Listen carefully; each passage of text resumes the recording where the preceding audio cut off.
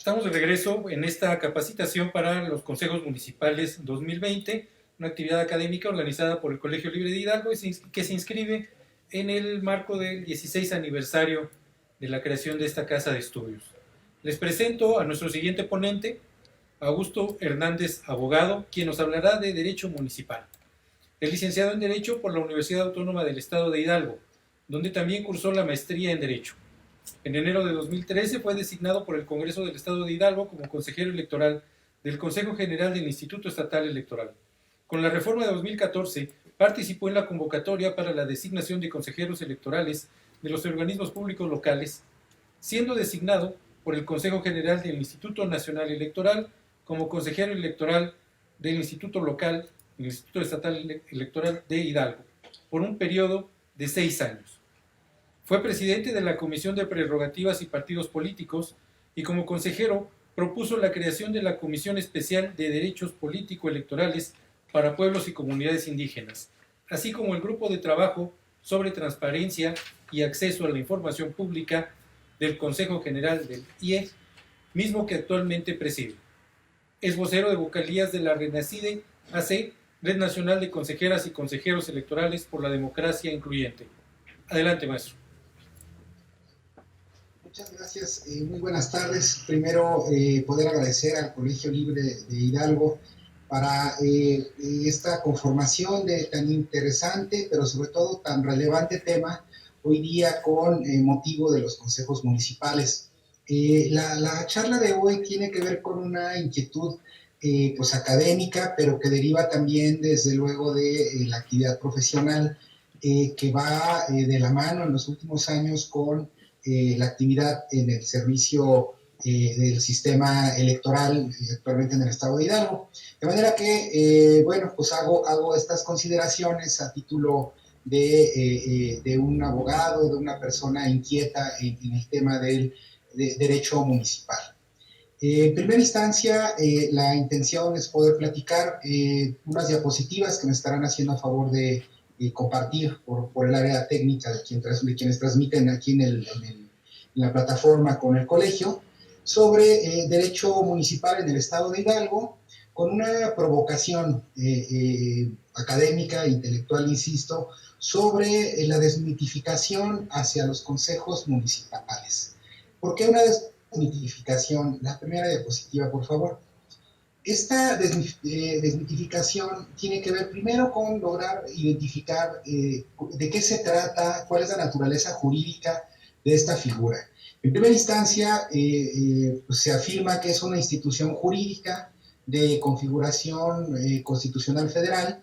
En el último párrafo de la fracción primera del artículo 115 de la Constitución Federal, y existe una referencia también obligada en la Constitución Política del Estado de Hidalgo, particularmente en el artículo 126, y se afirma que se trata de una institución jurídica, toda vez que se trata de una configuración estructurada por la práctica jurídica en una función que es determinadora del propio derecho. De manera que estamos hablando de que los consejos municipales son una institución jurídica.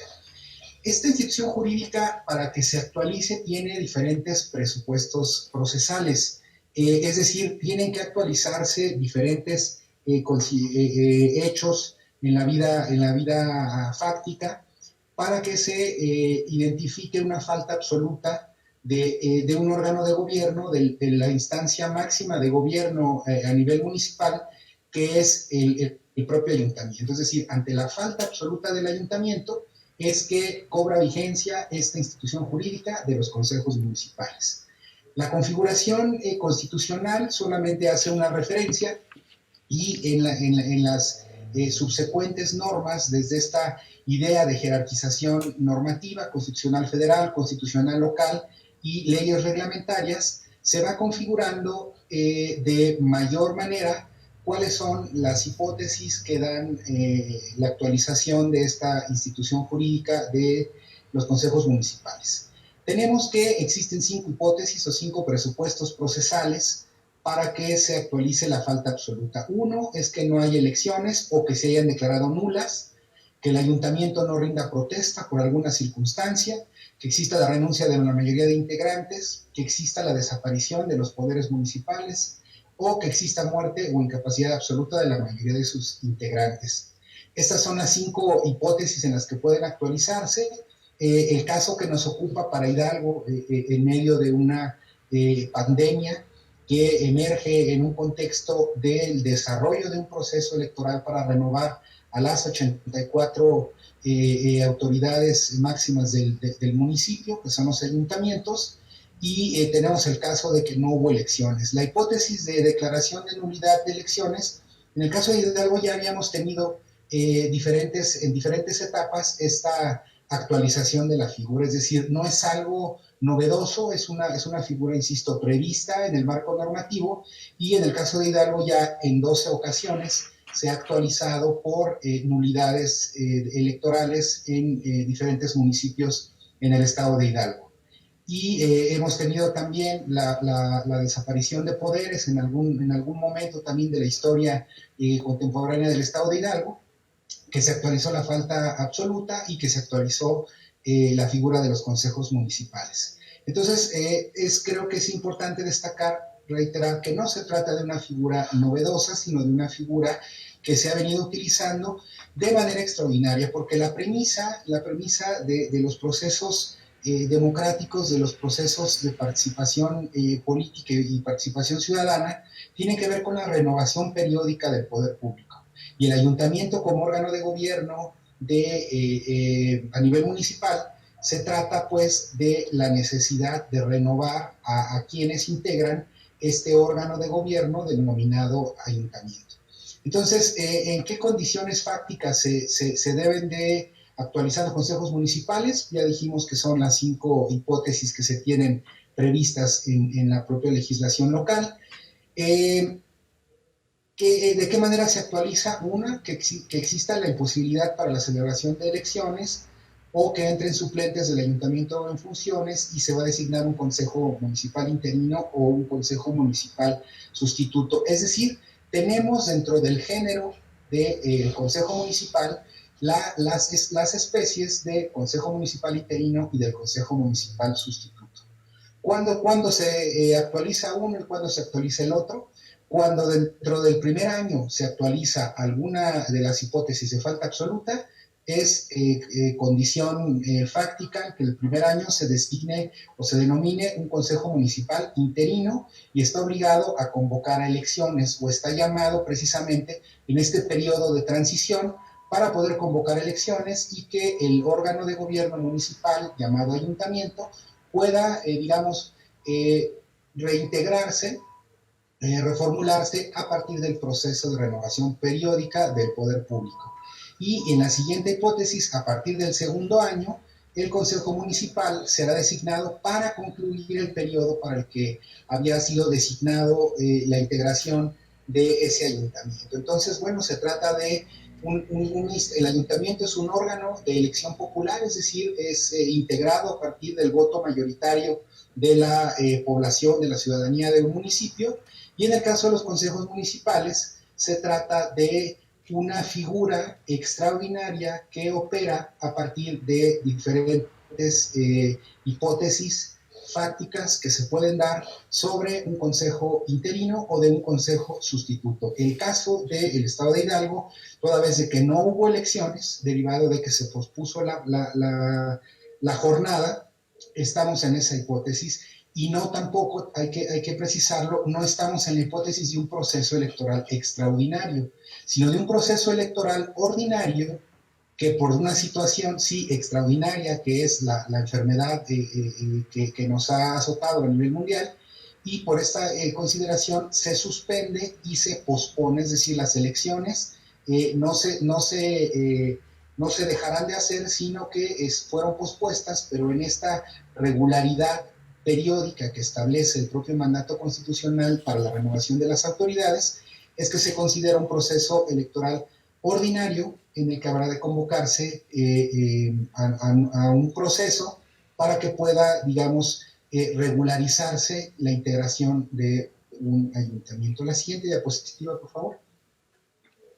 A partir de esta consideración, es importante destacar que la propia Constitución Política Federal, en el párrafo quinto de la fracción primera del 115, establece uno de los requisitos, o más bien establece los requisitos para aquellas personas, aquellos ciudadanos, ciudadanas que vayan a ser elegidos o designados como concejales. Y esto es de la mayor relevancia porque se establece que los requisitos deberán ser los mismos que para ser regidores, es decir, se establece desde el rango constitucional federal una restricción que va a tener diferentes implicaciones a lo largo de tanto de la designación como del desarrollo de la función concejal, como más adelante iremos viendo. Entonces tenemos que el mandato a cubrir como requisito para ser designado como concejal es el mismo que aquel que para ser regidor de un ayuntamiento. ¿Cuáles son entonces los requisitos para ser un regidor? Esos están previstos en el artículo 7 del Código Electoral, que a su vez existe una remisión normativa al propio texto constitucional local, que es en el artículo 128, y se establece una serie de requisitos, ocho apartados concretamente, para ser regidor. Entonces, uno, ser hidalguense en pleno goce de sus derechos, ser vecino con residencia no menor de 2 años, tener al menos 21 años de edad en el caso de presidente y síndico y 18 años de edad en el caso de regidores al día de la elección. Aquí es importante que si la restricción es constitucional para el cargo de regidor, podríamos tener desde el punto de vista constitucional en cuanto a restricción de derechos que quien funja como quien encabece el Consejo Municipal pueda ser un ciudadano que no tenga los 21 años, es decir, que podría ser menor de los 21, como si es un requisito para la integración de ayuntamientos, porque los derechos humanos, cuando se trata de restricciones, debe de interpretarse a la mínima expresión, de manera que en esta hipótesis de que el requisito para ser concejal es el de ser regidor, pues se atienden solo a los de regidor y no al requisito para ser, en este caso, presidente o síndico. Entonces, desde el punto de vista de una interpretación constitucional local, tendrían la posibilidad jóvenes de menores de 21 años de ser designados como vocales y como presidente del consejo.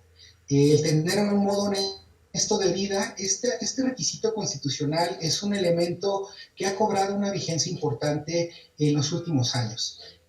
Se había configurado como un elemento de corte constitucional, digamos, como ya visto, pero no analizado jurídicamente. ¿Por qué? Porque el modo honesto de vivir se debe de establecer a partir de una presunción de buena fe y bajo principios de interpretación en materia de derechos político-electorales, es a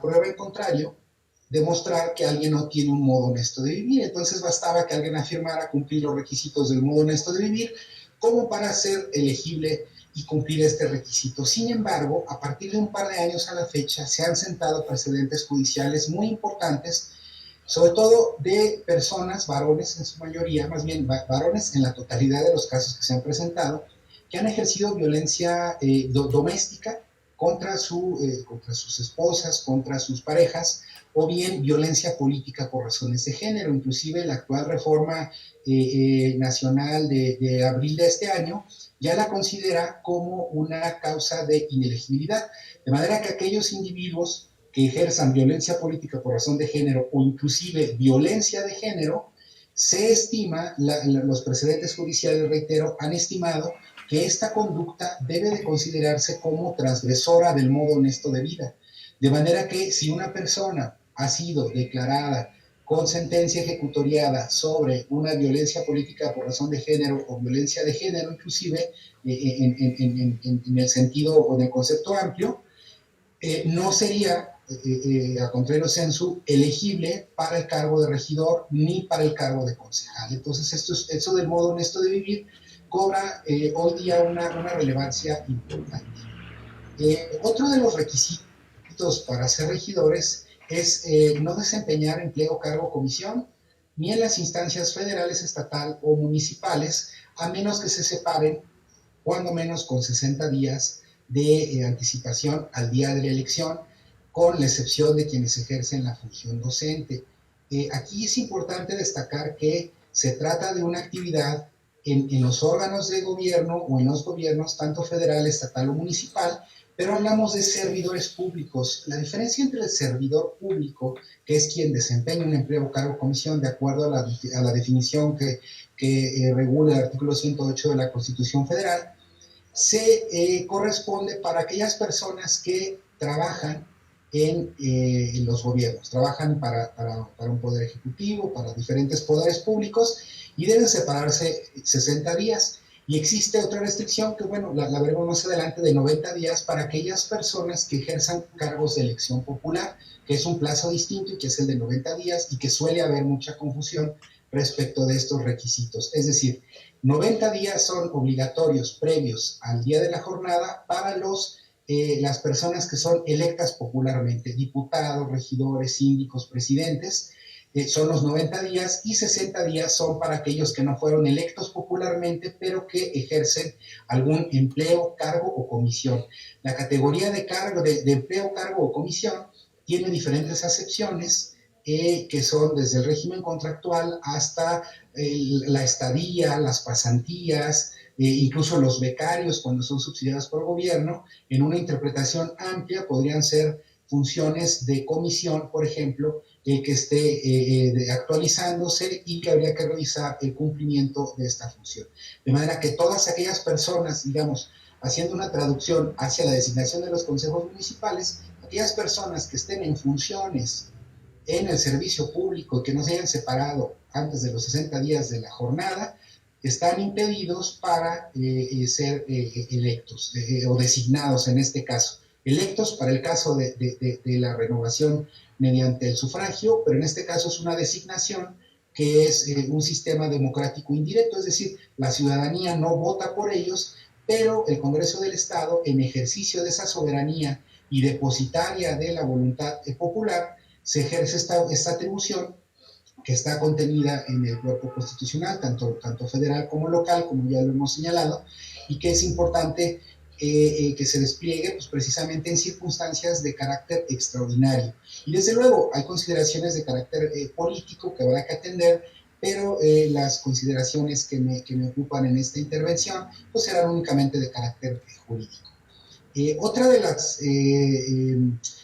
consideraciones de elegibilidad es el no ser ministro de culto religioso ni pertenecer al Estado eclesiástico, esto por un principio de separación de la Iglesia y el Estado en cuanto a las funciones del encargo público. Saber leer y escribir es un requisito importante, es un requisito de carácter constitucional también en cuanto a que son las posibilidades de que alguien desempeñe un cargo público. Sin duda que en el desempeño de la función pública, con todo lo que veíamos, por ejemplo, en la intervención anterior del doctor García, pues desde luego que el diseño de políticas públicas y la implementación pues, requiere un nivel de experiencia profesional importante que pues no basta con el saber leer y escribir. Sin embargo, estamos atendiendo a requisitos de elegibilidad para aquellas personas que van a desempeñar un cargo representativo, es decir, van a estar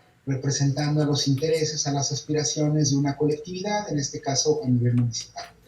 También los consejeros electorales, fiscal especializado, integrantes de la Junta Estatal Ejecutiva, magistrados del Tribunal Electoral.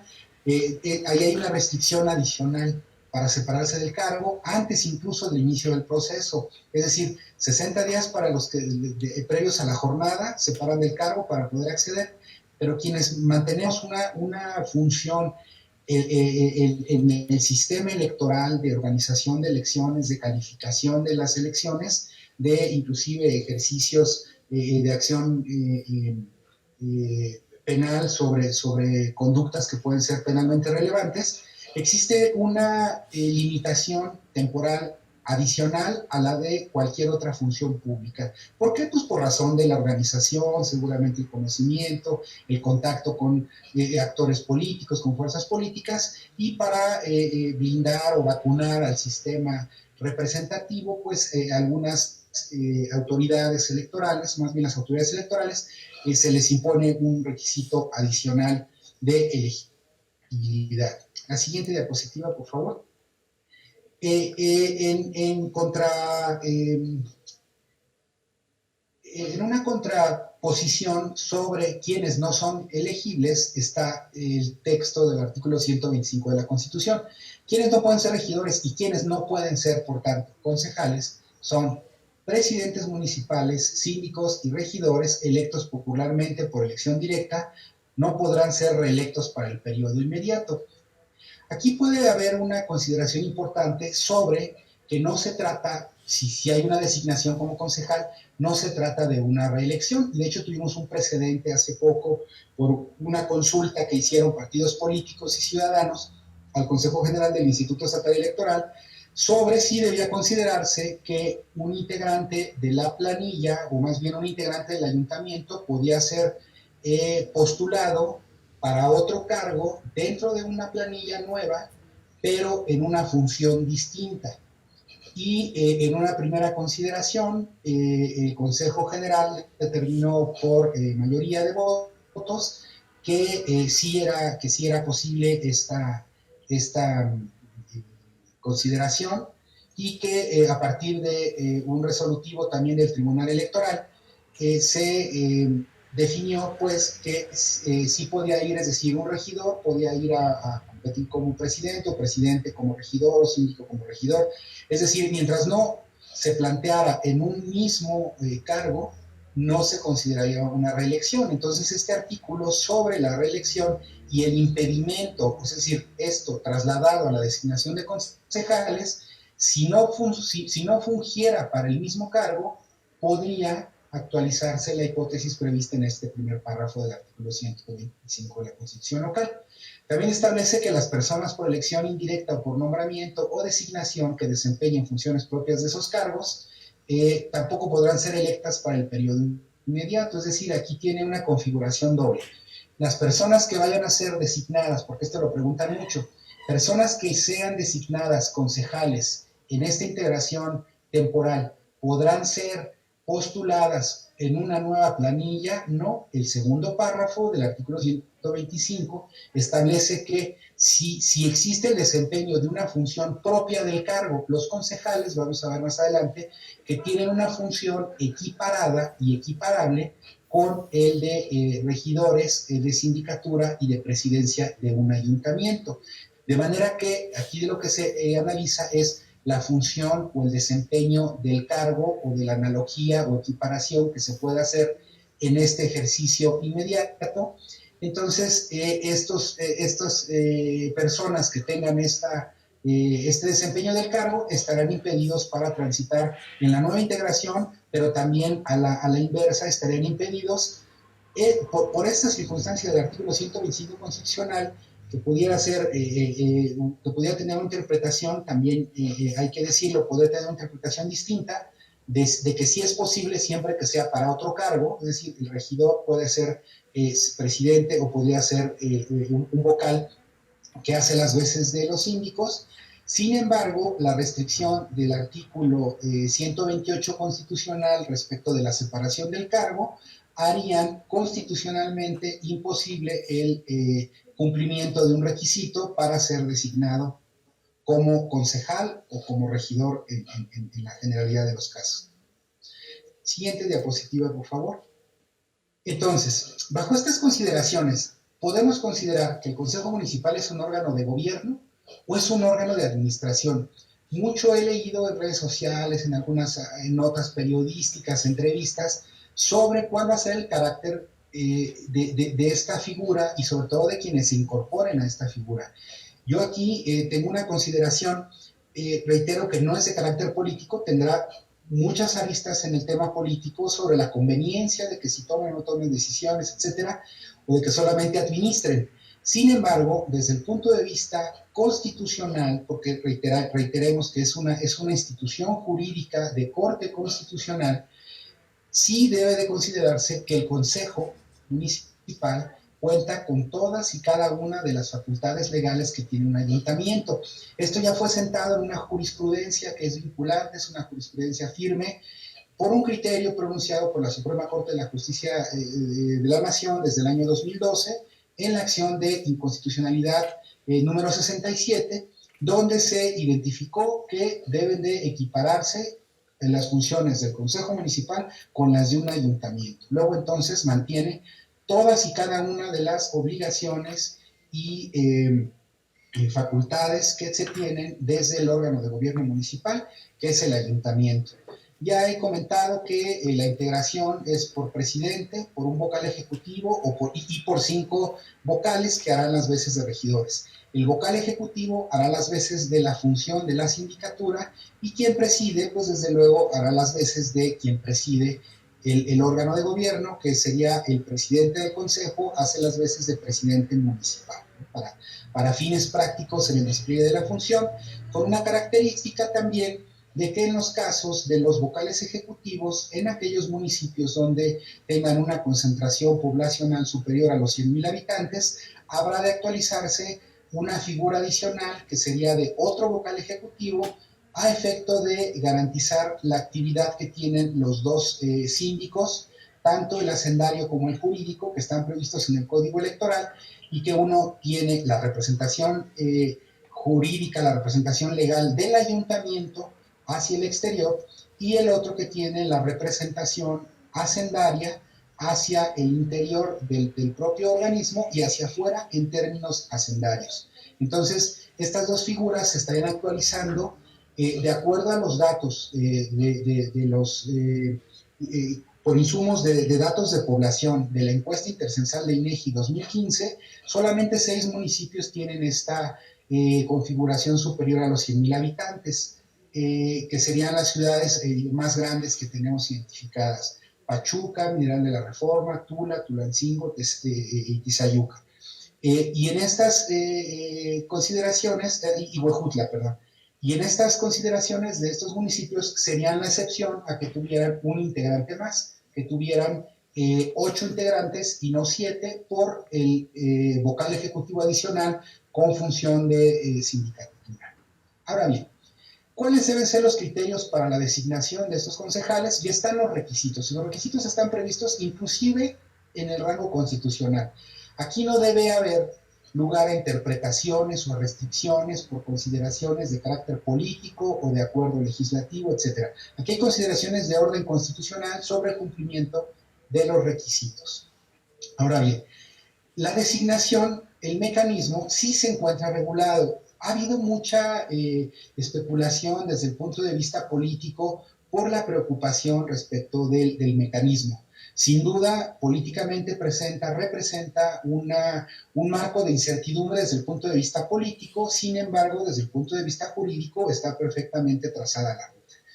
En la ley orgánica del Poder Legislativo, en el reglamento de la ley orgánica del Poder Legislativo del Estado de Hidalgo, se establece que será la Comisión de Gobernación, en la fracción tercera del artículo 29, será quien dictamine y proponga estas designaciones. Es decir, todo el procedimiento lo tiene que agotar la Comisión de Gobernación, mediante una convocatoria, mediante una invitación directa. Es decir, eso está dentro de las facultades de la propia comisión. Sin embargo, no debemos confundir los actos discrecionales con una configuración de actos que sean totalmente arbitrarios. Es decir, la arbitrariedad en el contexto jurídico es materia de una violación legal. Sin embargo, la discrecionalidad es un marco de prudente razonabilidad y objetividad en el despliegue de ciertas facultades. Es decir, tendrá que implementar mecanismos transparentes, claros, la Comisión de Gobernación, para presentar un dictamen de ciudadanos, de ciudadanas que considere que son idóneos, pero que reúnen los requisitos de elegibilidad, 1. Y 2, requisitos de idoneidad, desde luego, para el ejercicio de un cargo que es transitorio y que cobra una relevancia sin duda relevante en la vida del municipio. ¿Qué criterios adicionales deben de considerarse para atender, además de los requisitos de elegibilidad? En una interpretación sistemática de derechos, debemos de considerar a los criterios de paridad. El criterio de paridad es una reforma que ha venido acuñándose fuerte en el sistema jurídico mexicano, que más allá de las filias o fobias que pueda provocar, es un principio constitucional hoy en día. y la paridad es un mandato que debe de interpretarse como un mandato de optimización y de priorización para la vigencia de derechos. Aquí es importante destacar que los derechos de paridad, o propiamente el principio de paridad, no transita hacia los derechos político-electorales, es decir, aquellos que rigen sobre el ejercicio del derecho de votar y ser votado. Allá hay una obligación de mantener criterios de paridad. Recordemos que existe la obligación de postular a la mitad de hombres y la mitad de mujeres a los cargos de elección popular, pero aquí no se trata de un cargo de elección popular. Entonces, ¿debe de obligarse a la paridad? Sí, pero no por el mandato del derecho de un cargo público de votar y ser votado, sino por el derecho de acceder a un encargo público. ¿Y esto de dónde deriva? Esto no deriva del artículo 35 constitucional, que esa es la fuente constitucional de los derechos político-electorales. Tampoco deriva de la obligación de los partidos políticos a postular personas en los cargos de elección popular, que son el artículo 41. Esta base de paridad deriva de la fracción primera del artículo 100 de la Constitución y deriva solamente del artículo 115 de la fracción primera de la Constitución Política de los Estados Unidos Mexicanos. ¿Por qué? Porque en esa fracción, que fue reformada el 6 de junio de 2019, se establece que la integración del ayuntamiento deberá de atender criterios de paridad, es decir, el principio de que debe de haber igual número de hombres y de mujeres en la integración, es decir, en la conformación final del órgano de gobierno llamado ayuntamiento, debe de respetarse ese derecho. Luego, entonces, en la designación de concejales, debe respetarse el derecho de integración de un órgano equiparable, no tengo la menor duda. Es decir, los criterios de paridad deben de considerarse no solo para quien encabece la presidencia del consejo, porque posiblemente puede haber la coincidencia en que por parte del Poder Legislativo, en el que de los 84 municipios, la mitad sean encabezados en la presidencia por hombres y la mitad por mujeres. Sin embargo, el criterio de paridad constitucional también se desdobla en otra serie de posibilidades de cumplimiento del criterio de paridad. En cuanto a los criterios de paridad, en una interpretación constitucional de derechos, se ha establecido la necesidad del reconocimiento de 3 formas de criterios de cumplimiento para la paridad. Uno es la paridad vertical, otro es la paridad horizontal y otro la paridad sustantiva. Es cierto que estos 3 criterios se han considerado en su mayor apuntalamiento al sistema de derechos electorales, en el derecho de acceso a los cargos por elección popular. Sin embargo, de esta lectura de integración de órgano de gobierno prevista, insisto, en la fracción primera del artículo 115, debemos advertir la necesidad no solo del cumplimiento de la paridad de quien encabeza un consejo, en este caso el presidente, presidenta, sino también que al interior, de entre los 5 vocales, vocalías ejecutivas y presidencia, exista también una integración armónica que se pueda ir desdoblando en un cumplimiento de igual número de hombres e igual número de mujeres. Y en caso de aquellos números impares, de números impares en la integración, favorecer siempre al género femenino. Entonces, estos criterios, reitero, tendrán que estar respetándose desde el punto de vista de una interpretación sistemática constitucional. ¿Cuál es otro criterio que debe de atenderse? El criterio de etnicidad, es decir, el criterio de integración en los órganos de gobierno de personas indígenas es un mandato también de optimización constitucional prevista en la fracción 7 del apartado A del artículo 2 de la Constitución Federal, donde establece que se tiene derecho, las comunidades y pueblos indígenas tienen derecho de elegir en los municipios con población indígena representantes ante los ayuntamientos, observando el principio de paridad de género conforme a las reglas aplicables. Algo cierto, no existe norma aplicable, pero existen precedentes jurisprudenciales que la falta de norma o la omisión legislativa no debe leerse como un impedimento para que se materialice cuando se hacen vigentes derechos. Es decir, en el momento de desplegar la función de designación de una comisión de gobernación, debe de implementar los mecanismos necesarios que garanticen el derecho de paridad en sus diferentes vertientes, particularmente en la vertical y la horizontal, así como los derechos de representación indígena, que bien podrían darse por dos vertientes. Una de elección de representante comunitario ante el ayuntamiento, que es una figura adicional, digamos, hay quien la equipara con los delegados, pero tiene una conformación de derechos distintos, pero que está prevista en la propia Constitución. Esa es una vía, y la otra es el reconocimiento expreso en la integración de este órgano de gobierno. Será un derecho que debe de estar garantizado y deberá de estar enunciado desde el punto de vista, reitero, de una interpretación sistemática constitucional de la vigencia de estos derechos. La siguiente diapositiva, por favor. Entonces, ¿por qué estas afirmaciones?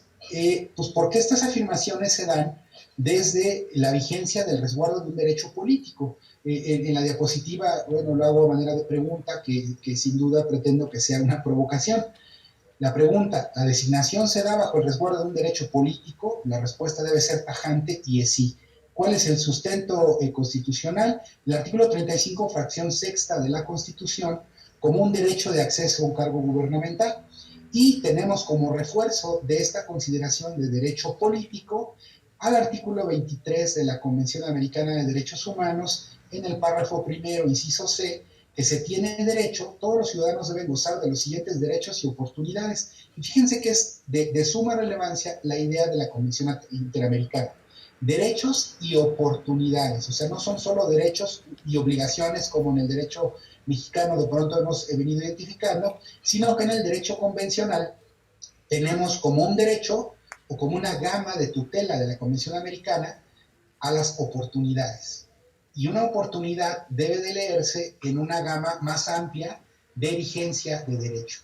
De manera que en el párrafo primero, inciso C, es decir, debemos tener el derecho y la oportunidad de tener acceso en condiciones generales de igualdad a las funciones públicas de su país. Es decir, el derecho de acceso a un cargo público, como lo es la designación de un concejal, debe de darse en condiciones generales de igualdad. Es decir, no es un derecho de una persona, no es un derecho de un individuo, es el derecho de una colectividad para llegar a la función pública. Entonces, en esa consideración de oportunidad, de criterio de oportunidad y de vigencia de derechos, desde la teoría de la norma tendría que darse un ejercicio de condición general igualitaria, es decir, que cualquier ciudadano en ejercicio de sus derechos pudiera estar en condiciones de generar. Y conste que aquí hago un paréntesis sobre la distinción entre ciudadanos y entre personas. Todos los derechos humanos están garantizados en lo general hacia las personas, porque es un concepto más amplio. Recordemos que el concepto de persona viene de una tradición romana, donde inclusive la construcción de la palabra persona viene del personare, viene inclusive de la representación teatral. En las obras de teatro se ponían unas máscaras, en el tradicional teatro romano, especialmente en el teatro griego, pero pues, se ponían una especie de altavoz para que no fueran gesticulantes, sino parlantes, pero con la actuación histriónica del cuerpo. Entonces tenían una especie de bocina en parlante, ¿no? Y era eso para hablar, la máscara, y tenía esa función. A esa máscara y a ese parlante se le conocía también, o tenía una función, era una función personare, ¿no? Para sonar, para hacer ruido, para hacerse escuchar. Entonces es una palabra muy interesante, porque la noción de persona es una construcción jurídica hacia los individuos de una colectividad para hacerse escuchar, para hacerse ver frente al Estado en la vigencia de sus derechos. Entonces, la idea de personas y la idea de ciudadanos no es igual jurídicamente.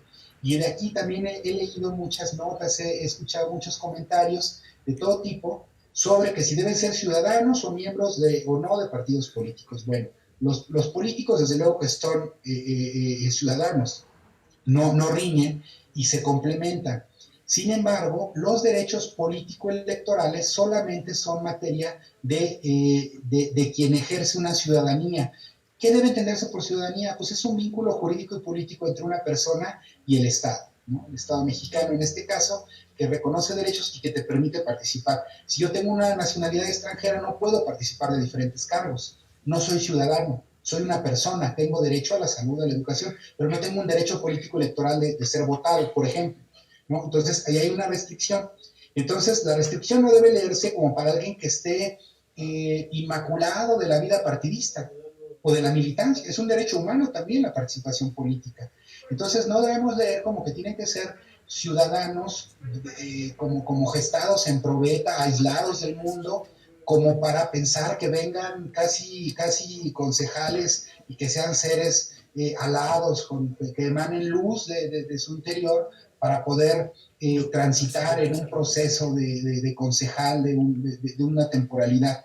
Yo creo que no debemos sobredimensionar pues la actividad de la función de un órgano de gobierno que sin duda es sumamente relevante para la vida cotidiana, ¿no? Servicios públicos, servicios básicos, de alumbrado público, recolección de basura, etcétera, y que tienen una vivencia muy profunda en nuestra cotidianidad, ¿no? Puede haber una omisión legislativa de muchos años, por ejemplo, no tenemos una ley para la designación de concejales, y a nadie le dolió o a nadie nos dolió como ciudadanos hasta hoy, ¿no? Nos lamentaron, oye, no estaba previsto.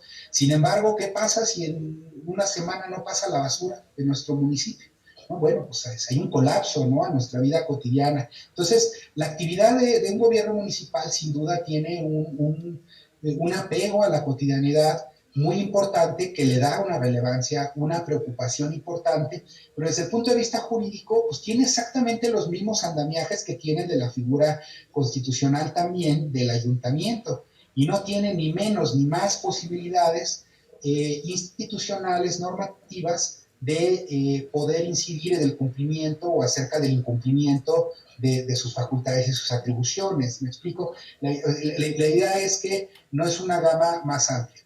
Pero regresando al tema, los derechos políticos entonces van hacia la ciudadanía, que tiene una característica especial sobre la vigencia de derechos políticos y político-electorales, y sobre los de las personas. Entonces, son derechos de la ciudadanía, de ciudadanos, de ciudadanas, el ejercer estos cargos. Y también aquí vale la pena hacer una distinción, la siguiente diapositiva, por favor, que es la que está en dos tonos, es el artículo 23 arriba y luego viene otro tono, el siguiente párrafo en blanco. Ya he comentado que el artículo 23 de la Convención Americana consagra derechos políticos, y es importante aquí también distinguir la gama de derechos políticos y derechos electorales. En algún panel que estuvo, hacía también una intervención un colega abogado, un excelente abogado, decía, no, es que no hay que confundir los derechos político-electorales con los derechos de designación de un concejal. Efectivamente, y yo hacía la acotación, no estamos hablando en la designación de los concejales, no he afirmado que se trate de derechos electorales, pero sí de derechos políticos. Y la afirmación de que se trata de derechos políticos en vigencia o en juego es lo que establece, pero la propia fracción, el propio párrafo primero, inciso C, del artículo 23 de la Convención Americana, donde se establece la posibilidad de ser designado para ocupar un cargo público. Entonces, en esta consideración, los derechos políticos en la Convención Americana tienen una particularidad que ya comentaba, que también tienen el de oportunidad, el que debe leerse como una oportunidad. Y esta interpretación de que el derecho de acceso al cargo es un derecho político y que debe de atenderse bajo consideraciones de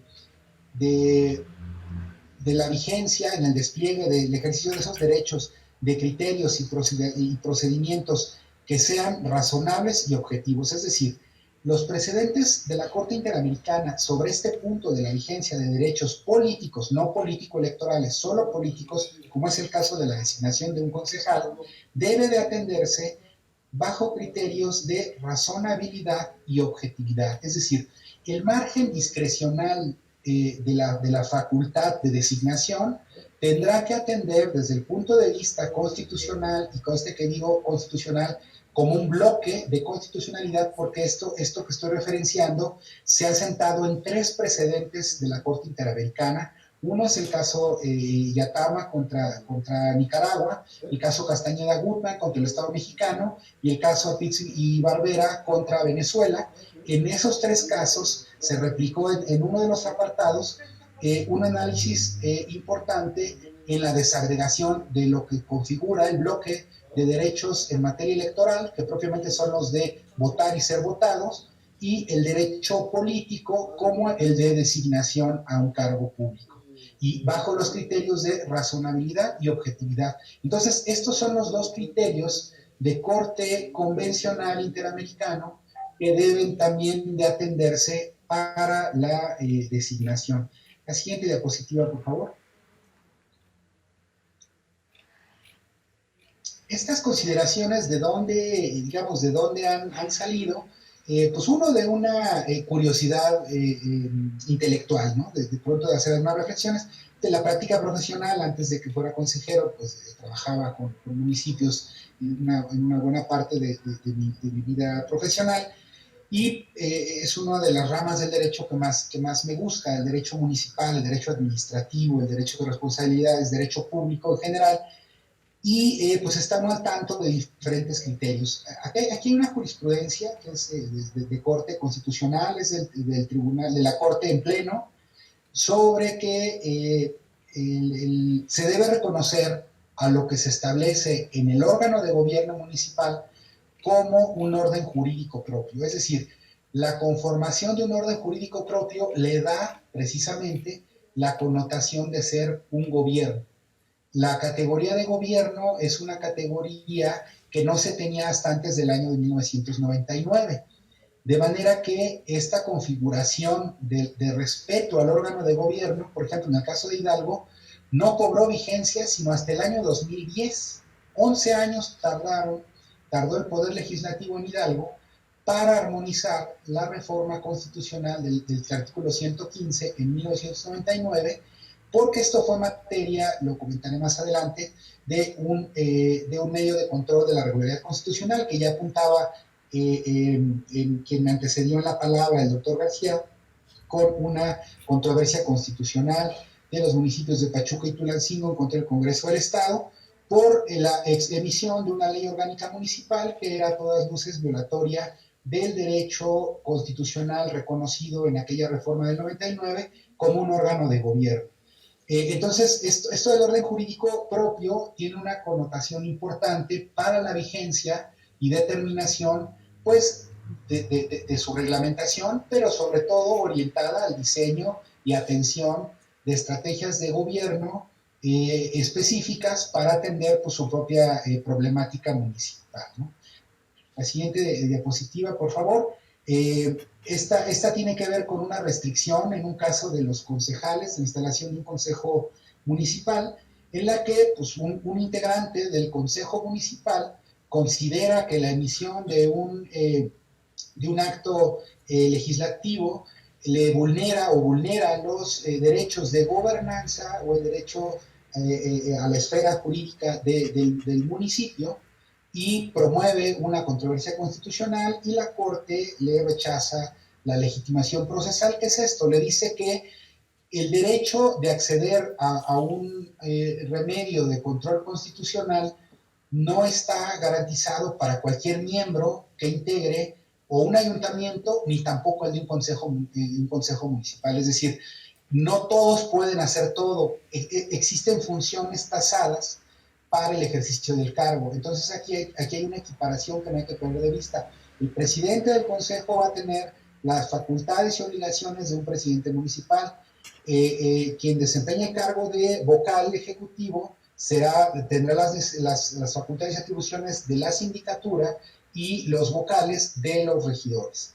es decir, se concentran en esta posibilidad, pero no alcanza para que un regidor promueva o un vocal promueva una controversia constitucional, porque solamente estaría a cargo de quien representa legalmente al órgano de gobierno, que dicho sea de paso, no es el presidente. No son los presidentes municipales ni los presidentes de los consejos quienes detentan la representación legal del órgano de gobierno.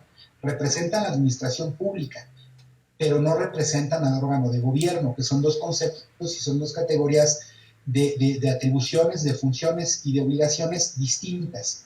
Entonces es importante diferenciar estos elementos. Siguiente diapositiva, por favor.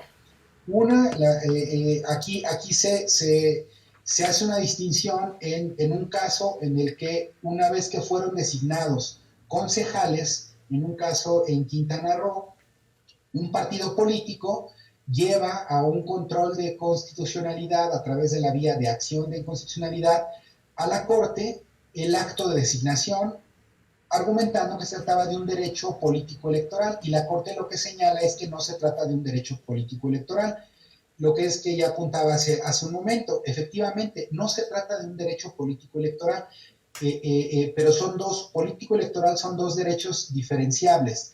Y el derecho político ya lo vimos que está sentado en precedentes de la Corte Interamericana, y que de acuerdo también a jurisprudencias firmes de la Corte, los criterios de la Corte Interamericana emitidos en fallo, en sede jurisdiccional o en las sentencias de la Corte, son derecho vigente y son vinculantes para el Estado mexicano.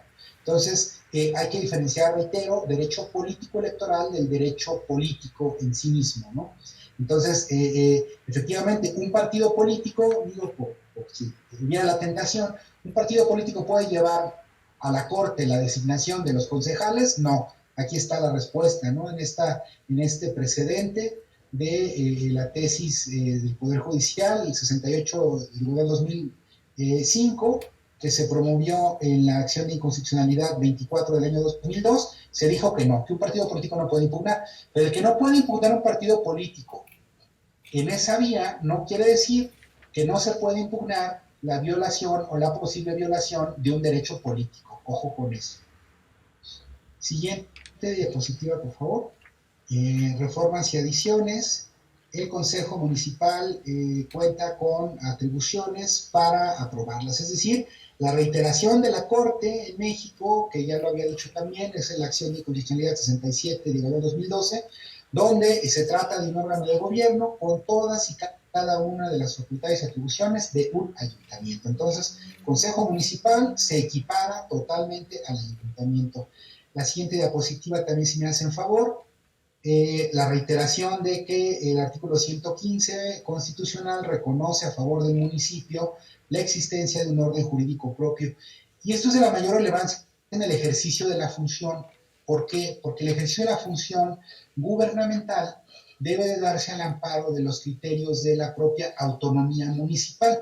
Que esto no implica que sean islas, ¿no? Que hagan lo que quieran, sino que dentro de un marco, de un sistema jurídico, y habría que entender o comprender la dimensión del sistema jurídico que lo integran diferentes órdenes jurídicos. No, el orden jurídico municipal es uno, el orden jurídico federal es otro, el orden jurídico estatal es otro, el orden jurídico inclusive de sistemas normativos indígenas ya está reconocido por la Corte de México desde el año 2015, de manera que tenemos que revisar el despliegue de funciones y de actuaciones desde el punto de vista, sí, del orden jurídico propio, pero de la función de ese orden jurídico dentro de un sistema jurídico que es la suma de todos estos.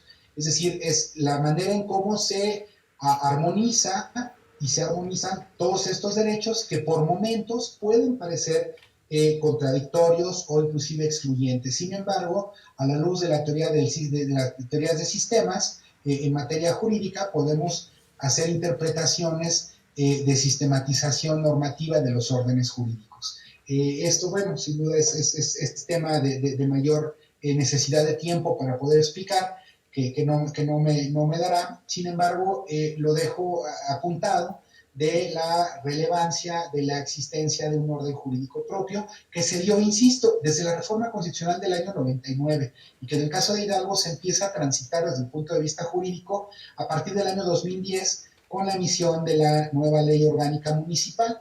Entonces es hasta ese año 2010 donde se empieza en Hidalgo a configurar un sistema de derecho municipal con un sistema de derecho estatal con el conjunto de atribuciones que marca la propia Constitución Federal. Entonces estamos en la construcción de un andamiaje muy novedoso, y reitero que esto lo hago desde el planteamiento eminentemente normativo y no con referencia política, ¿no? Sino con la construcción de un sistema relativamente nuevo, a partir de 2010-2011, de un sistema más eficaz de derecho municipal en Hidalgo, derivado de las controversias constitucionales que promovieron los municipios de Pachuca y de Tunancingo en el año 2001, y que fueron resueltas por la Corte hasta el año 2007, por cierto, tardaron 6-7 años en resolverlas, y eso dio como consecuencia que se emitiera una nueva ley orgánica municipal. No obstante, te reitero que se resolvió en 2007,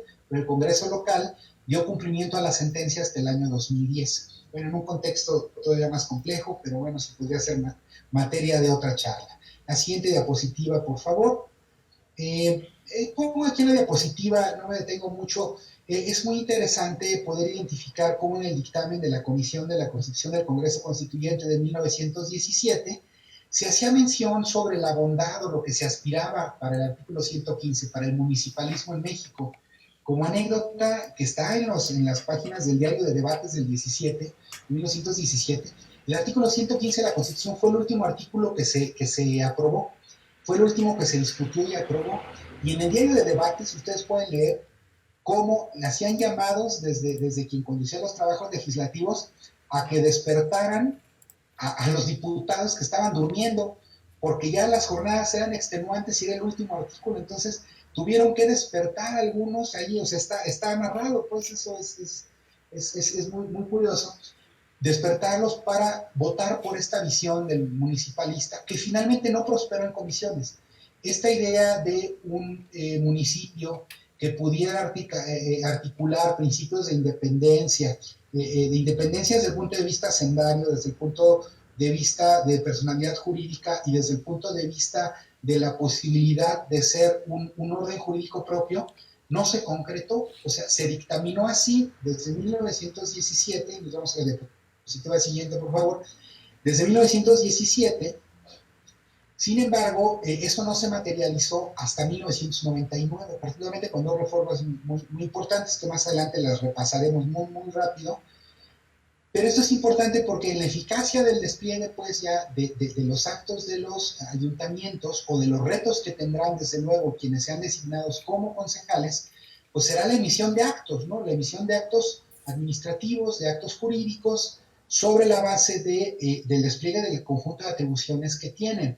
Y aquí traigo en la lámina un referente que a mí me hizo mucho eco en aquel momento, en un informe de gestión de un magistrado del Tribunal Fiscal Administrativo en Hidalgo, donde daba cuenta que de 8 de cada 10 asuntos que eran llevados al tribunal en contra de municipios,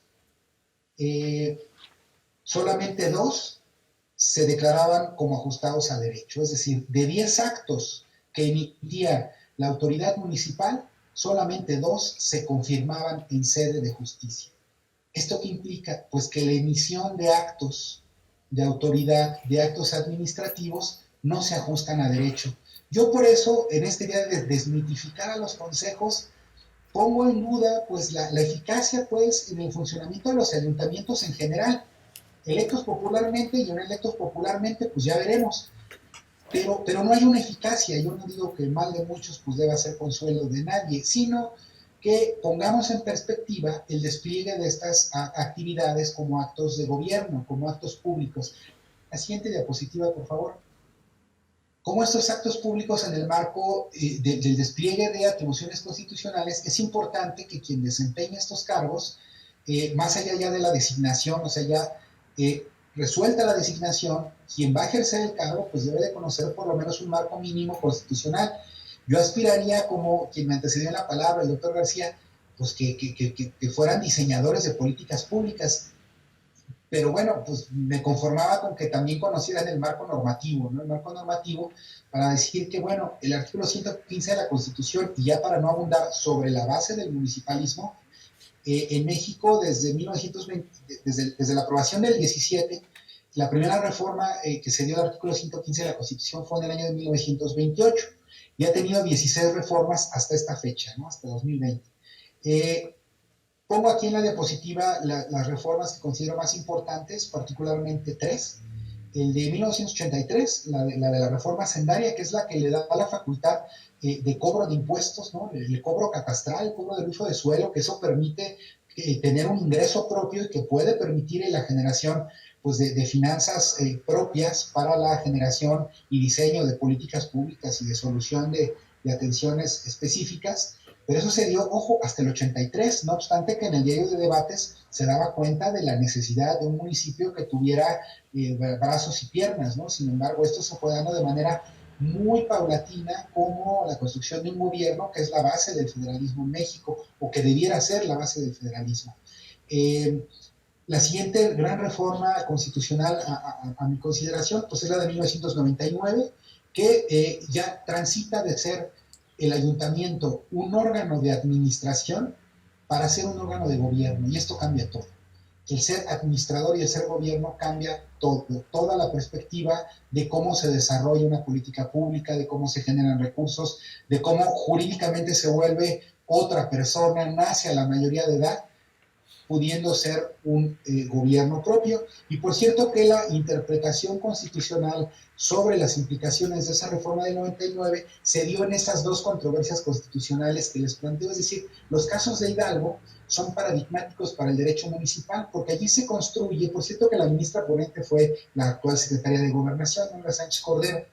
La ministra ponente, y dentro de los secretarios de Estudio y Puente estaba un hidalguense, también por cierto. En ese estudio se da cuenta de toda la relevancia y todo el impacto que debe tener la reforma constitucional del 99, así que quien quiera conocer un poco más de derecho municipal no va a encontrar mejor análisis que el de las controversias constitucionales, es la 12-2001, de las controversias constitucionales de Hidalgo. Entonces tenemos ahí ese precedente interesante como hidalguenses en lo general. Ese es el segundo marco referencial constitucional. Me parece muy importante la reforma indígena en el año 2001, porque en el 2001, con el reconocimiento de derechos de pueblos y comunidades indígenas y el derecho a la representación política, también se incorpora al texto del 115 el reconocimiento de los derechos que ya apuntaba casi al principio de mi participación. Y el otro derecho que me parece fundamental en la reforma que se concibe es el texto del año 2019, el artículo 115, que es el de paridad total, que es lo que ya apuntaba, que es el derecho de integración paritaria en el órgano de gobierno. Es decir, igual número de hombres, igual número de mujeres en la integración de ese órgano colegiado que debe desplegar todo este conjunto de facultades y atribuciones orientadas pues a la satisfacción del bien común en una municipalidad. La siguiente diapositiva, por favor. Bueno, toda esta historia de las reformas constitucionales del 99, la reforma en 2001 de Hidalgo, la controversia constitucional y el resultado. La siguiente diapositiva también, por favor. Se promulgaron diferentes leyes a partir de ese año 2001, es decir, es a partir del 2001 que empieza cierto dinamismo, pero en realidad la construcción fuerte se da posterior al año 2010.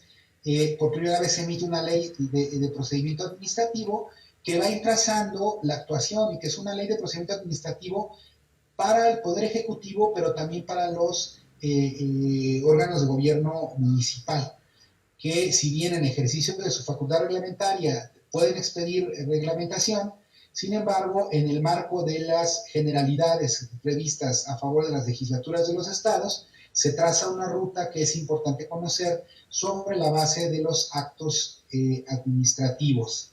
Bueno, creo que ya les platiqué de la ley orgánica municipal. La siguiente diapositiva, por favor.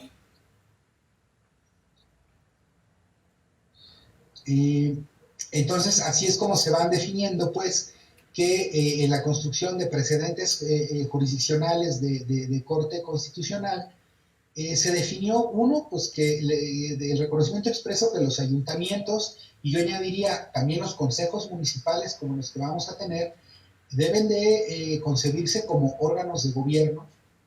Dos, que el reconocimiento, existe también con esa reforma un reconocimiento expreso hacia la administración pública municipal que encabeza quien preside ese órgano de gobierno, y también en este caso de los consejos municipales, quien presida tendrá las atribuciones de fungir como administrador municipal, es decir, lo que conocemos como presidencia municipal, es decir, como conjunto de instancias administrativas, secretarías, direcciones, coordinaciones, que están a cargo de un presidente, de una presidenta. Ese reconocimiento se da así hacia el presidente del consejo, hacia el presidente del ayuntamiento, pero es importante, reitero, distinguir al órgano de gobierno llamado ayuntamiento que de quien preside también la administración pública municipal, concebida como, pues, como la instancia que es la encargada de hacer valer las determinaciones del órgano directivo, del órgano mayor, que es el ayuntamiento, como pues a partir del despliegue de estrategias para dar sentido a lo que se mandata en lo general, y eso que mandata en general se traduce en lo que se denominan actos administrativos. Entonces, la emisión del acto administrativo es un concepto fundamental para el despliegue de la función municipal. Es decir, los concejales municipales, al igual que los integrantes de los ayuntamientos, deberán tener un conocimiento pleno sobre la vigencia, sobre la emisión de los actos administrativos y sus implicaciones normativas. ¿Por qué? ¿Qué es un acto administrativo? Un acto administrativo es la manera en que, en este caso, un órgano de gobierno, una instancia, emite su voluntad, es decir, dice qué quiere. Quiero entregar permisos de fraccionamiento, quiero entregar permisos de panteones, quiero hacer un reordenamiento territorial, quiero concesionar, quiero poner parquímetros. Son declaraciones de voluntad de un órgano de gobierno. Entonces, los actos administrativos son declaraciones de voluntad, son unilaterales. ¿Por qué? Porque las genera un órgano de gobierno, es un acto concreto, lo dicta un órgano de la administración pública en ejercicio de sus propias facultades y de su propia competencia, y sus efectos son directos y son inmediatos, ¿no? Esta es una definición de Alberto Pérez Dayano, el exministro de la Corte, y tiene un libro muy interesante sobre teoría del acto administrativo, sobre estas implicaciones. Toda emisión de acto público, de toda clase de derecho, incluso legislativo en muchos de los actos, son actos administrativos. De concreción legislativa, colegiada, unilateral, es decir, hay una gama amplia sobre la distinción de el acto administrativo, la forma de creación, la forma de emisión, etcétera, pero bueno, son actos administrativos, ¿no? Cuando aprueba algo es un acto administrativo. Entonces, la emisión de actos son importantes. La siguiente diapositiva, por favor. La emisión de estos actos se van a dar a partir de diferentes situaciones. Una, actos concretos unilaterales, es decir, cuando llega el presidente con su planilla y con quienes integran el ayuntamiento y con la mejor voluntad, con la mejor disposición, quieren hacer algo a favor de la municipalidad. Entonces ellos emiten una serie de actos, reglamentos, un plan municipal de desarrollo que debe ser acorde con las políticas de planeación, que debe ser acorde con el plan estatal de desarrollo, tiene que estar también centrado en la política de planeación nacional. Hay un sistema nacional y de nuevo la idea de sistemas, ¿no? Es importante identificar estas ideas de sistema y de órdenes, pero también de sistema en un sistema de planeación democrática, donde se construye la política pública, y la política pública municipal, pues no de manera aislada, sino a partir de un plan nacional, es decir, se busca el poder público para gobernar, sí, pero no es llegar y gobernar y ya goberné. Se trata desde los años 70, sobre todo los años 80, se profundizan las ideas sobre la planeación para el desarrollo. Entonces, bueno, hay actos con los que se llega y de manera unilateral alguien dice voy a hacer reordenamiento urbano, territorial, vamos a zonificar la municipalidad, acá va a haber zona industrial, acá va a haber zona escolar, acá desarrollos habitacionales, pero sectorizados. ¿Para qué? Para tener una mejor organización del municipio. Eso lo hacen, digamos, de motu propio. Ellos lo hacen del órgano de gobierno hacia afuera. Pero también existen otros mecanismos que generan actos administrativos, que son las peticiones. Las peticiones que hacen desde las empresas, los ciudadanos, fuerzas políticas, cualquier número de agentes externos piden algo. Y eso genera la obligación de responder y en su caso de hacer algo, de pronunciarse. Viene un ciudadano y te pide, te solicito que me regales el reloj de Pachuca, ¿no? Pues no te lo regalo. Bueno, esa es una reacción y es un acto en el que se le contesta y se le da o no se le da lo que pide. Pero ahí hay una reacción, ahí ya no fue un acto voluntario, es un acto reactivo, pero sigue siendo un acto administrativo. Cuando no contestan y se tiene que ir a juicio y ordena a un tribunal que conteste, que dé una respuesta, bueno, son formas reactivas de la generación de la declaración unilateral de la voluntad. Cuando yo pido un permiso de una concesión de un taxi, cuando pido que pavimenten mi calle, cuando pido que me arreglen las lámparas de mi calle, cuando pido que mejoren el servicio de recolección de limpias, cuando pido que recojan los baches, que más bien, bueno, que se reestructure, que se haga una mejora de la vía pública, etcétera. Bueno, hay la obligación de que recaiga una petición. Y en la diapositiva pues está la base del artículo 8, que es un derecho de petición, es un derecho ciudadano donde se expresa y se pide algo, pero la autoridad, en este caso la municipalidad, el propio Consejo Municipal y el Ayuntamiento, debe de dictar un acuerdo por escrito que dirija a quien le hizo la petición para que le responda lo que se le planteó. Violaciones a este artículo son muchas las que se dan por omisión, es decir, por falta de respuesta, o por una inadecuada atención a la respuesta. Y esto quiere decir que puede haber una posible violación a otros 2 artículos constitucionales. Son 3 los artículos constitucionales que son recurrentes en la violación. Bueno, de hecho son 4, pero es con otro tipo de procedimientos.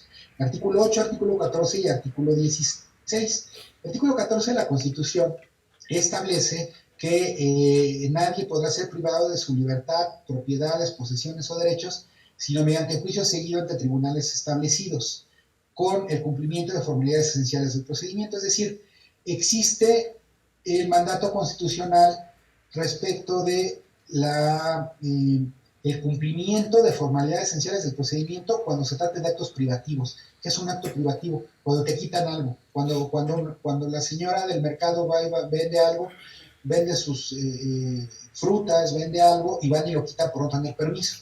Y le quitan, ¿no? Le decomisan, ¿no? Bueno, pues todo eso es inconstitucional, ¿no? Tiene que haber un procedimiento a seguir para que se pueda privar de ciertos bienes o puedan privar a una persona del ejercicio de un derecho, como el ejercicio de un derecho al comercio. Que conste que no estoy diciendo que cualquier ciudadano puede pararse a vender lo que quiera en donde quiera, sino que debe de existir también un procedimiento que así como hay un infractor que vende lo que quiere donde quiere, también debe de haber un procedimiento en que se cumplan ciertas formalidades para efecto de poder regular y resolver toda esa actividad.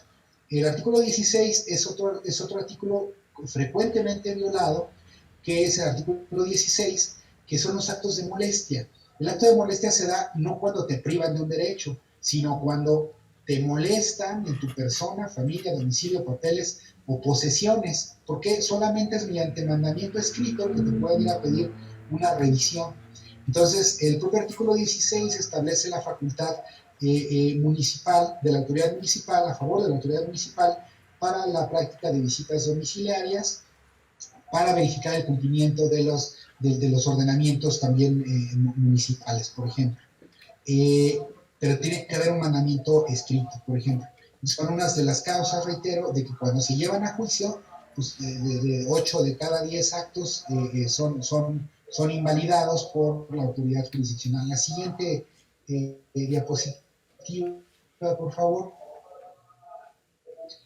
El artículo 21 tiene que ver con la imposición de sanciones frente al incumplimiento, es decir, el artículo 16 constitucional, de manera general, da la base del derecho administrativo municipal para las visitas de verificación o cualquier verificación que se deba de hacer para el cumplimiento de la normatividad que expide la propia autoridad municipal. Y cuando se presenten violaciones a ese procedimiento, la autoridad municipal tiene la facultad constitucional, prevista en el artículo 21, para aplicar sanciones, es decir, la retención de la mercancía, el retiro del lugar, inclusive la visita a barandilla, ¿no? El arresto, la multa, el trabajo a favor de la comunidad, ¿no? Todos estos asuntos de los alcoholímetros, por ejemplo, pues tienen una base constitucional respecto del mecanismo que despliegue la autoridad municipal para dar cumplimiento.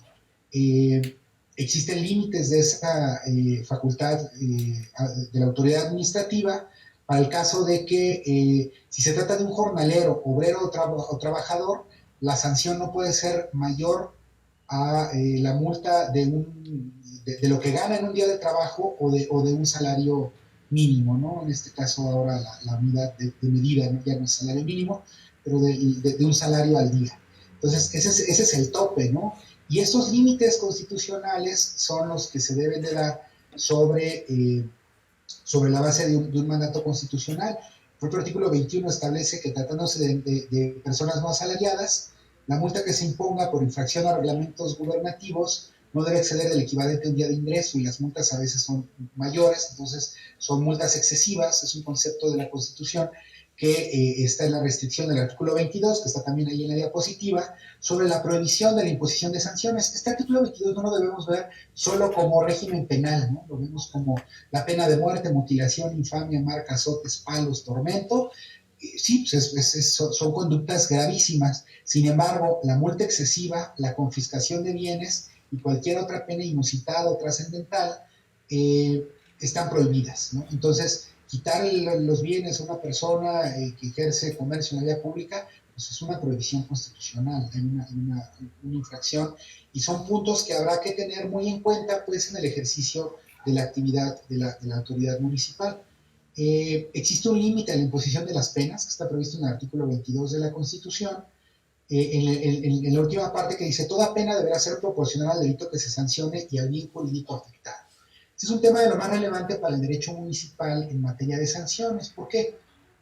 ¿Cómo sanciono o qué tan grave sanciono una conducta respecto de un hecho?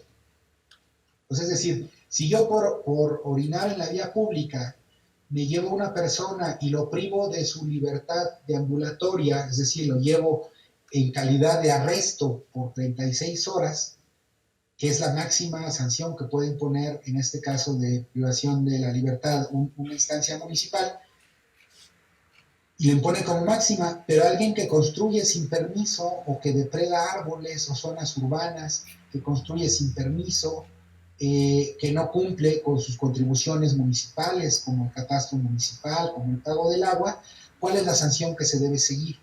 Entonces, si una conducta se sanciona de manera exagerada respecto de otra, es un asunto que cuando se llevan a juicio, pues debe de haber una proporcionalidad en la pena, que no es sencillo ese ejercicio, es un ejercicio constitucional de ponderación, pero ¿qué tanto sancionas? Por poner otro ejemplo de pena, en el caso de Hidalgo, hasta hace ya unos 8 o 10 años, el delito de abigeato tenía una penalidad máxima, una penalidad mayor que el delito de violación.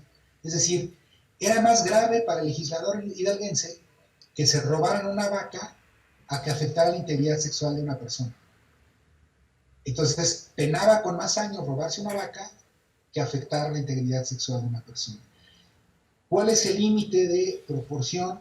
Pues es un tema de constitucionalidad y de una valoración que debe de hacer quien esté en la municipalidad. Y lo planteo, este asunto del límite de las penas, porque el trabajo que desplieguen los concejales y las concejalas tendrá que estar a partir de un ejercicio de ponderación. Es decir, por un lado estoy planteando que tendrán todo el conjunto de facultades y atribuciones de un ayuntamiento. No sé si, como lo ha planteado inclusive la maestra Sarkis, es provocador desde el punto de vista académico también, cuando dice es que no tienen legitimidad. Y puede ser, desde un punto de vista de la teoría política, la legitimidad democrática la da la urna para quien lo gobierne, ¿no? Es decir, que elija a quien lo gobierne.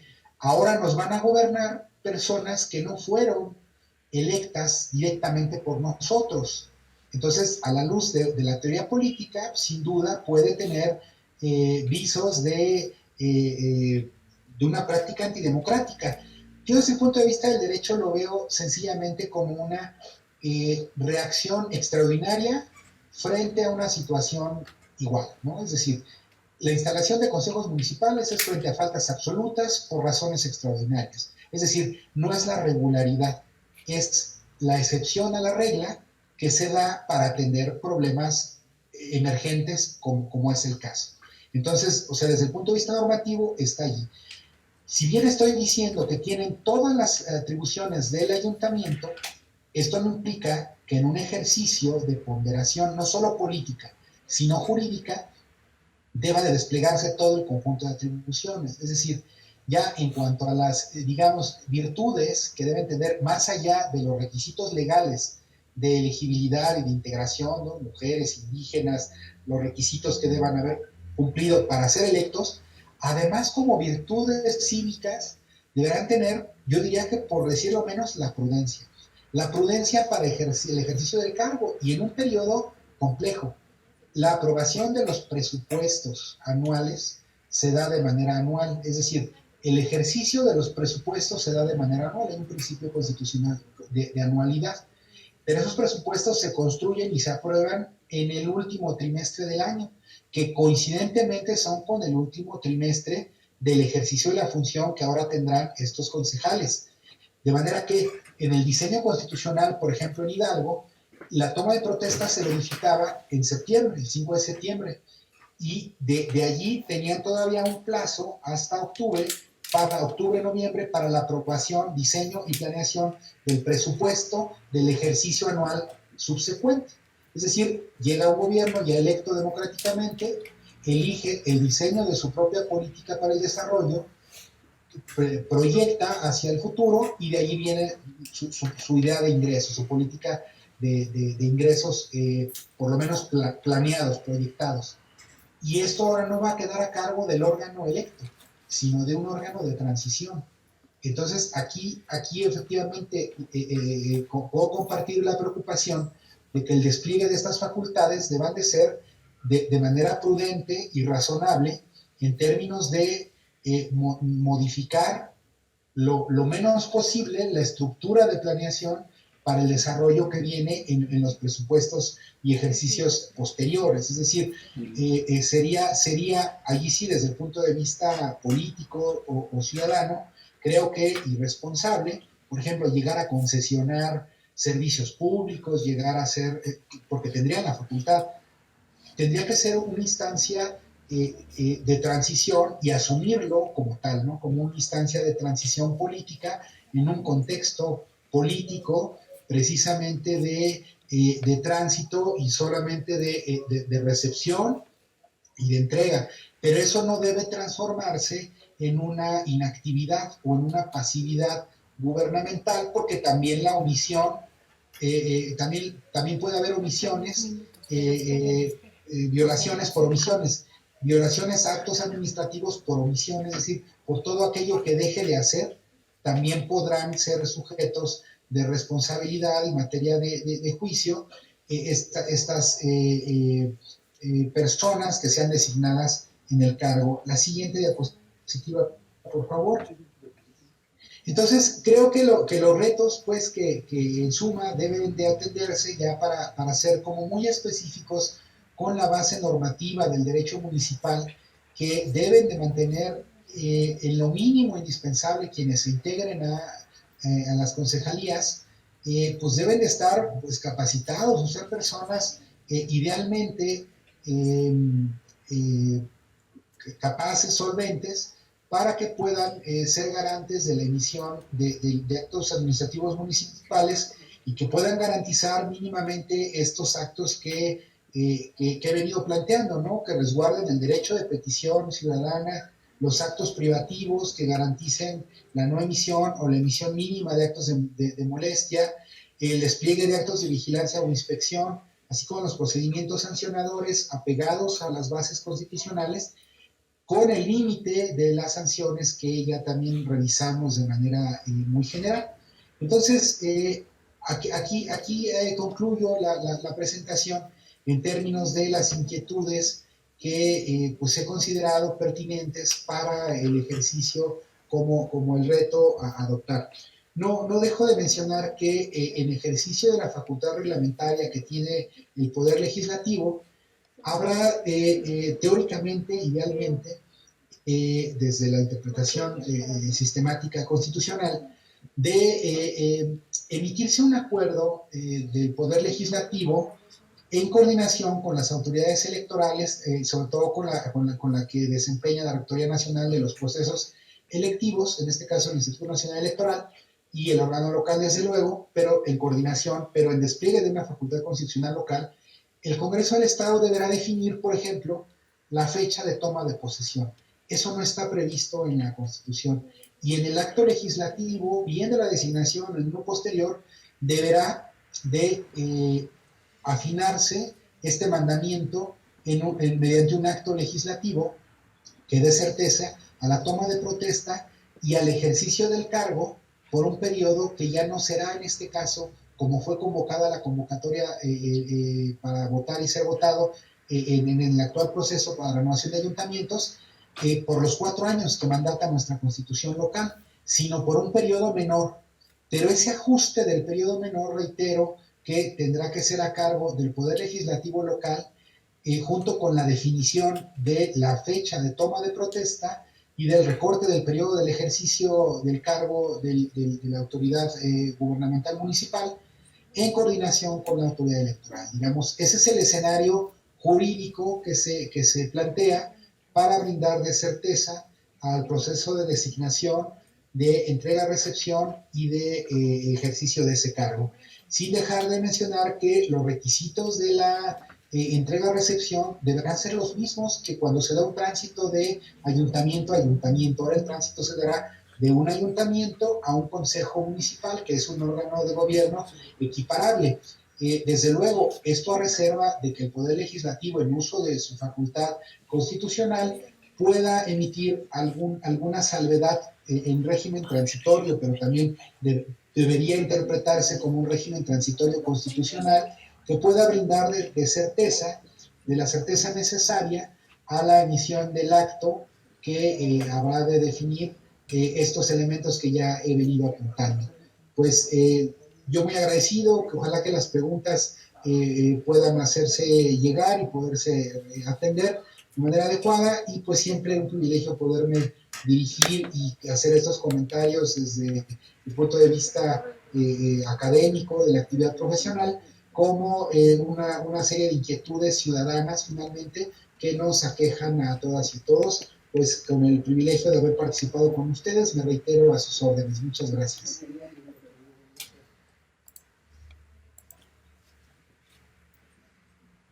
Muchas gracias, maestro abogado, porque puso énfasis y nos hace ver todo lo complejo que es el entramado y de derechos políticos y electorales que se van a abrir con la designación de los concejales.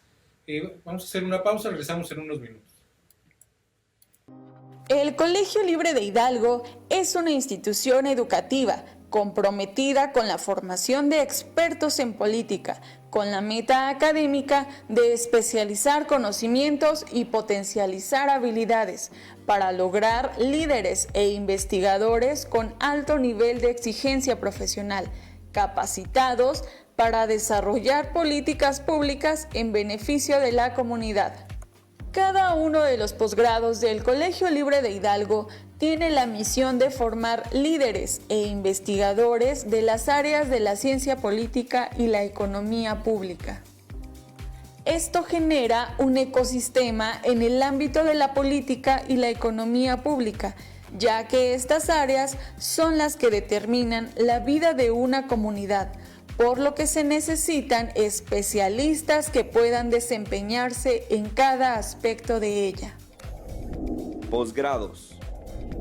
La maestría en Ciencia Política y Gestión Pública forma profesionales en el diseño, implementación y evaluación de políticas públicas, así como su gestión ante entes de gobierno o desde la iniciativa privada.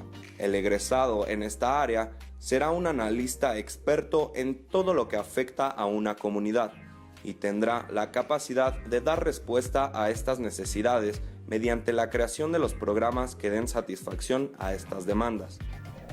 La maestría en Comunicación Política y Marketing Electoral forma profesionales especializados en crear mensajes para campañas políticas, diseñar imágenes para candidatos y funcionarios e interpretar los hechos para llevarlos a la gente. Por el perfil con el que se forma este especialista, puede desempeñarse en consultorías privadas y también como asesor de gobernantes. El maestro en Comunicación Política y Marketing Electoral es un lector especializado de la realidad y la interpreta para hacerla entendible a la gente.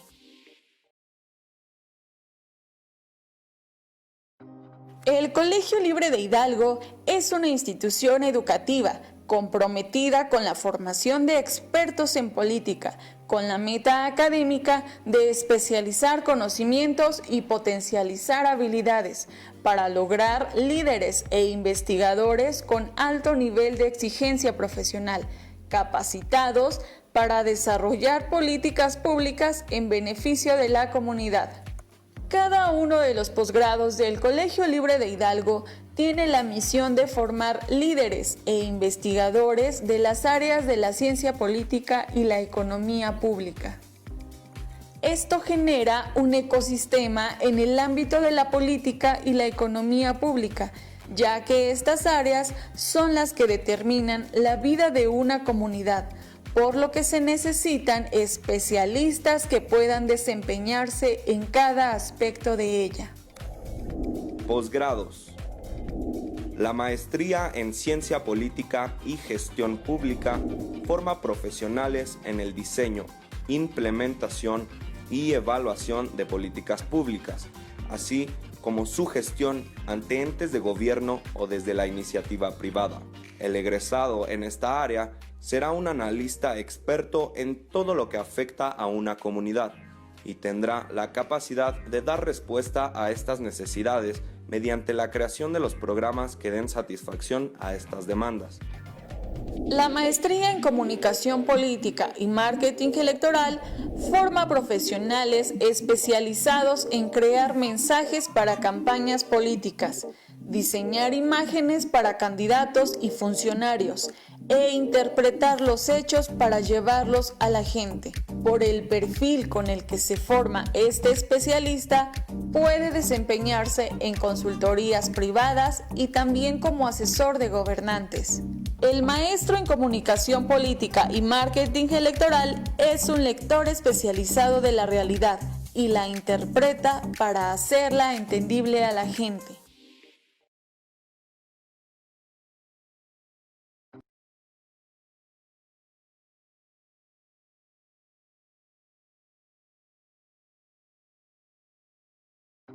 El Colegio Libre de Hidalgo es una institución educativa comprometida con la formación de expertos en política, con la meta académica de especializar conocimientos y potencializar habilidades para lograr líderes e investigadores con alto nivel de exigencia profesional, capacitados para desarrollar políticas públicas en beneficio de la comunidad. Cada uno de los posgrados del Colegio Libre de Hidalgo tiene la misión de formar líderes e investigadores de las áreas de la ciencia política y la economía pública.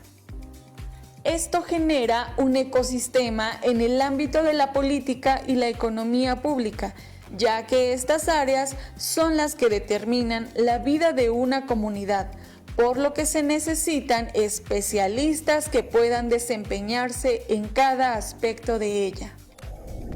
Posgrados. La maestría en Ciencia Política y Gestión Pública forma profesionales en el diseño, implementación y evaluación de políticas públicas, así como su gestión ante entes de gobierno o desde la iniciativa privada. El egresado en esta área será un analista experto en todo lo que afecta a una comunidad y tendrá la capacidad de dar respuesta a estas necesidades mediante la creación de los programas que den satisfacción a estas demandas. La maestría en Comunicación Política y Marketing Electoral forma profesionales especializados en crear mensajes para campañas políticas, diseñar imágenes para candidatos y funcionarios e interpretar los hechos para llevarlos a la gente. Por el perfil con el que se forma este especialista, puede desempeñarse en consultorías privadas y también como asesor de gobernantes. El maestro en Comunicación Política y Marketing Electoral es un lector especializado de la realidad y la interpreta para hacerla entendible a la gente.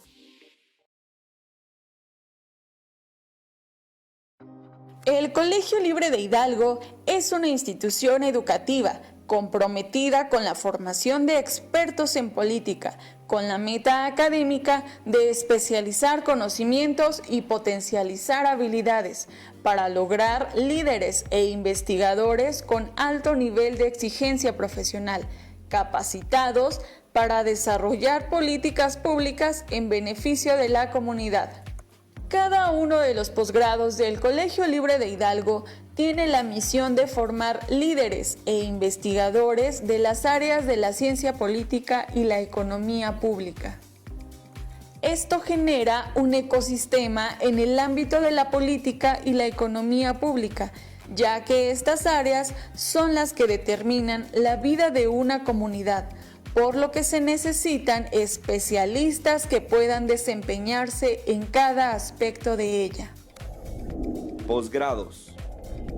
La maestría en Ciencia Política y Gestión Pública forma profesionales en el diseño, implementación y evaluación de políticas públicas, así como su gestión ante entes de gobierno o desde la iniciativa privada. El egresado en esta área será un analista experto en todo lo que afecta a una comunidad y tendrá la capacidad de dar respuesta a estas necesidades mediante la creación de los programas que den satisfacción a estas demandas. La maestría en Comunicación Política y Marketing Electoral forma profesionales especializados en crear mensajes para campañas políticas, diseñar imágenes para candidatos y funcionarios e interpretar los hechos para llevarlos a la gente. Por el perfil con el que se forma este especialista, puede desempeñarse en consultorías privadas y también como asesor de gobernantes. El maestro en Comunicación Política y Marketing Electoral es un lector especializado de la realidad y la interpreta para hacerla entendible a la gente.